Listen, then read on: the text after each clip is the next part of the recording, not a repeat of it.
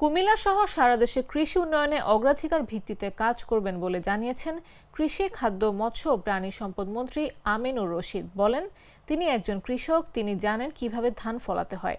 শনিবার বেলা 12টার দিকে কুমিল্লা সার্কিট হাউসে সাংবাদিকদের সাথে মতবিনিময়কালে তিনি এসব কথা বলেন। তিনি বলেন, সেচ প্রকল্পের মাধ্যমে কুমিল্লা অঞ্চলে ডক্টর আক্তার হামিদ খান সর্বপ্রথম কৃষিকে আধুনিকতার ছোঁয়া দিয়েছেন। কৃষিতে আক্তার হামিদ খান উদ্ভাবিত কুমিল্লা মডেল এখনও দেশ বিদেশে সমাদৃত। এখন কুমিল্লায় এক প্রকার শিল্প বিপ্লব হয়েছে, অনেক কারখানা হয়েছে। এর অগ্রগতি অব্যাহত থাকবে বলেও প্রত্যাশা ব্যক্ত করেন তিনি।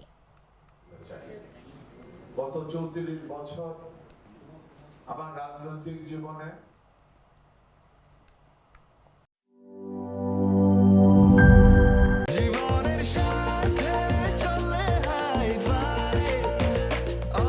স্বাস্থ্যকর অল টাইম, সব সময় অল টাইম হেলদি লাইফ।